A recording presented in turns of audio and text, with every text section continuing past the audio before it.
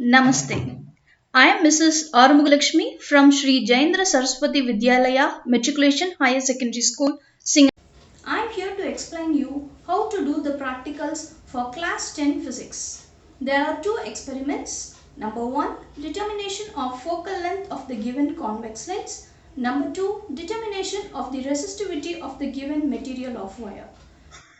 In this video, we are going to see how to determine the resistivity of the given material of wire.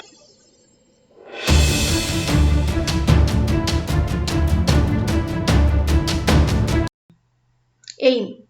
The aim of our experiment is to determine the resistivity of the material of the given coil of wire. This is the coil of wire for which we are going to find the resistivity. The apparatus required are a coil of wire, voltmeter, an ammeter,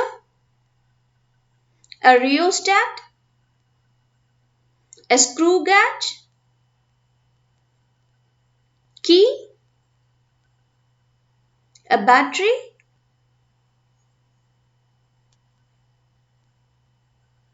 a measuring scale, and some connecting wires.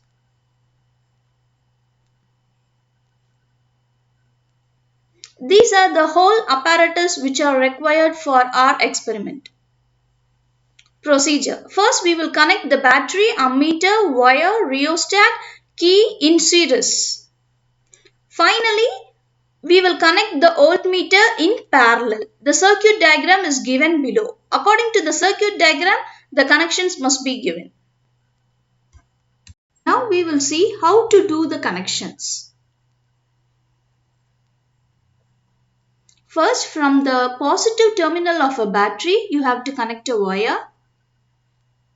The other end of the wire should be connected to an ammeter.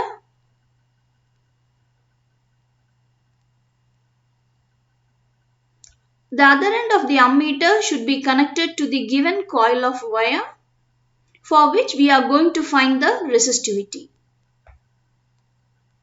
The other end of the coil of wire is connected to a rheostat.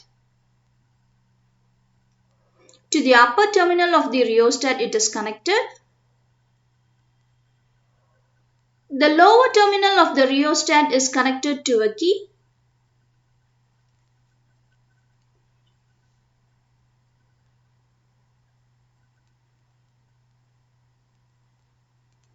The other end of the key is connected to the battery negative terminal.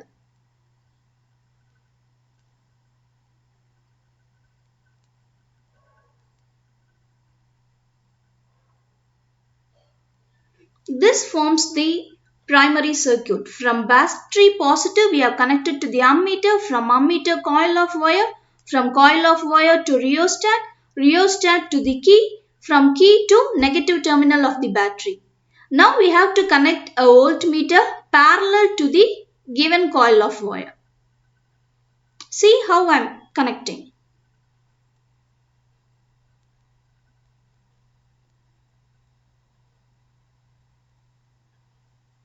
This is the full circuit.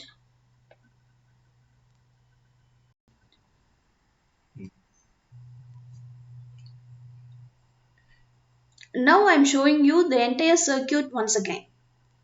Now the battery is turned on. The ammeter and voltmeter are showing readings. So the circuit is working.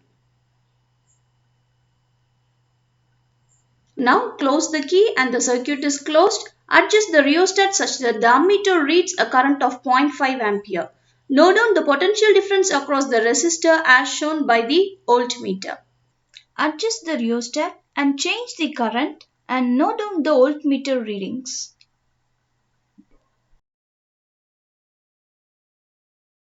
For each current, note down the corresponding potential difference as in the voltmeter. Tabulate the observations in the tabular column. Now we will start the experiment. First we have to adjust the rheostat and we have to keep the reading in ammeter and we have to note down what reading is there in voltmeter.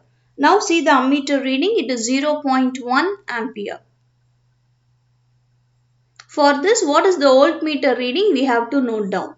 Voltmeter reading is 0.5. Tabulate it. Now for the second set of reading, once again adjust the rheostat and keep the reading as 0.2 in ammeter.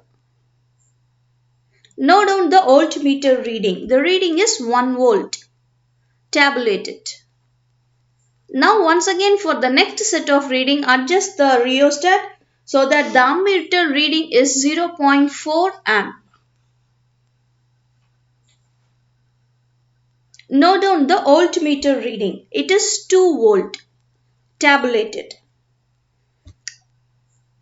Once again adjust the rheostat so that the ammeter reading is 0.6 ampere.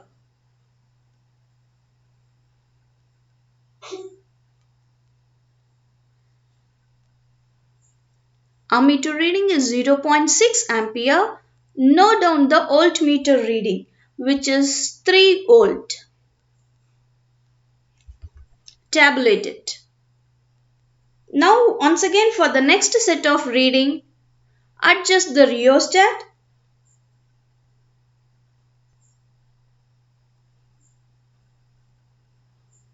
so that the ammeter reading is 0.8 ampere. Note down the voltmeter reading, which is 4 volt. Tabulate it.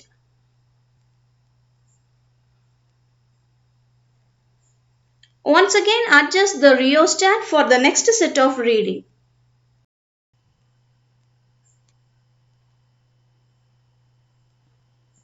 Note down the ammeter reading, which is 1 ampere. The voltmeter reading is 5 volt.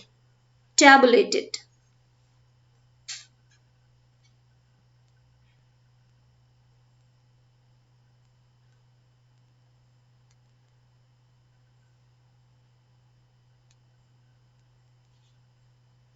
Now the last reading is tabulated.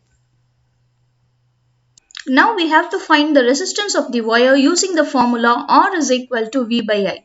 So for the first reading, V is equal to 0.5, I is equal to 0.1. So R is equal to 0.5 divided by 0.1, which is equal to 5 ohm.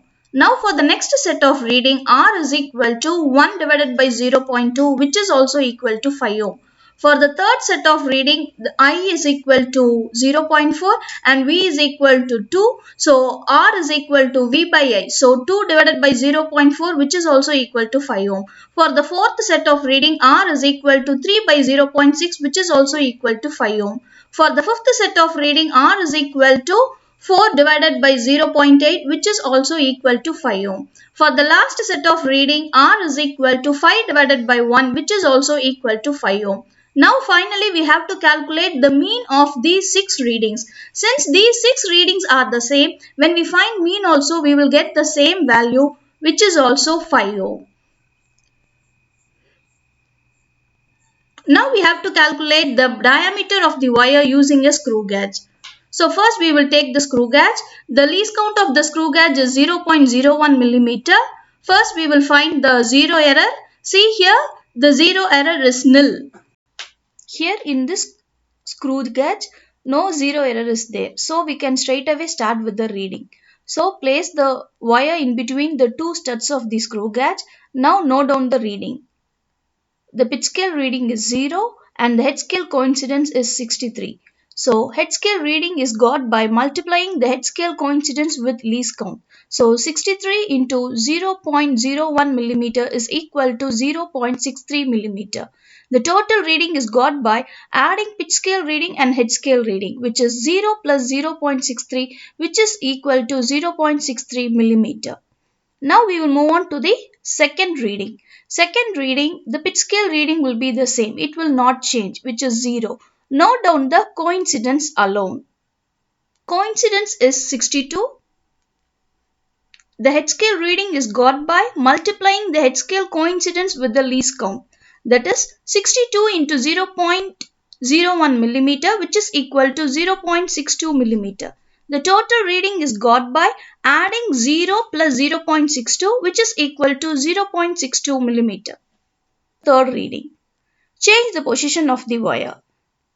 The pitch scale reading will never change. The head scale coincidence alone will change. But here the head scale coincidence is also not changed. So Pitch scale reading is 0, head scale coincidence is 62, head scale reading is 0.62 and total reading is 0.62 plus 0 which is once again 0.62. Now we have to find the mean diameter. Mean is got by adding the three values and divided by 3. The answer is 1.88 divided by 3 which is equal to 0.62 millimeter.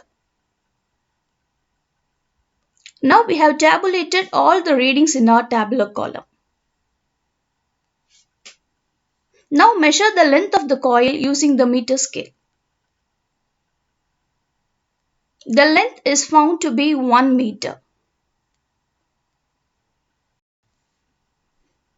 Now measure the length of the wire. Stretch the wire along a meter scale. The length is found to be 1 meter.